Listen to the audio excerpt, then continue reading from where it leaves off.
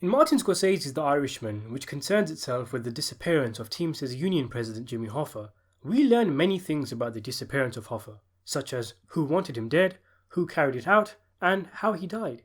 This is all as a result of the confession of mafia hitman Frank Sheeran, who claims to have murdered Hoffa on behalf of the mob. But the film also leaves us with many questions, very important questions, like was Sheeran telling the truth? Could Hoffa's death have been avoided? And perhaps most importantly, did Jimmy Hoffa really like ice cream that much? In The Irishman, the Teamsters boss is shown to have an almost inseparable infatuation with the dairy goodness. Whilst other characters chase money, power, women or fame, Hoffa chases ice cream.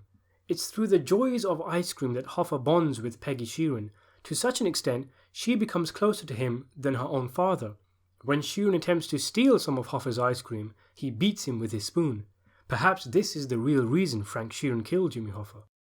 Even the death of President John F. Kennedy is powerful enough to only momentarily have Hoffa turn away from the importance of finishing his ice cream. The main beef of the film starts when Tony Pro has the audacity to talk to Hoffa when the man is trying to eat his ice cream in peace, which leads Hoffa to wanting to kill Pro for the disrespect he showed to his ice cream when he threw it across the room. Hoffa takes this complaint all the way to mob boss Russell Bufalino. Naturally, Bufalino treats it with utmost seriousness. I scream, you scream, and Al Pacino screams for ice cream throughout the entire movie. In all seriousness though, the ice cream obsession is actually a nice touch in the film.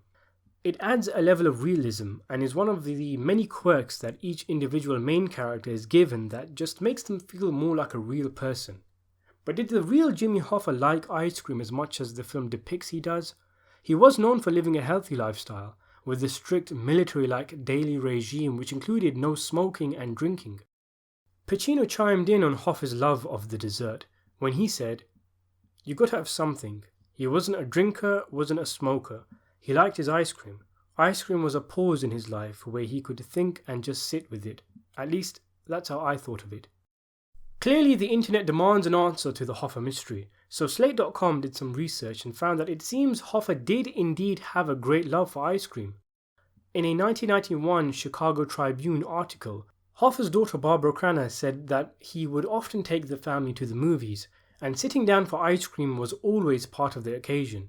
She said, "We'd pack a bunch of kids in the car, friends and cousins, and Mom would stay home. We'd stop and get ice cream on the way back, at the Jim Dandy Dairy. It was a tradition." There's also a 1994 column in the St. Petersburg Times in which mob lawyer Frank Rogano talked about how clean Hoffa was, saying that he didn't drink or have coffee or smoke or womanize. He then mentioned one night where Hoffa brought a group of high-living men to a soda shop for chocolate ice cream. And of course, those who have read the book The Irishman is based on, I Heard You Paint Houses, might remember a part where Sheeran says, "Jimmy loved spaghetti and meatballs.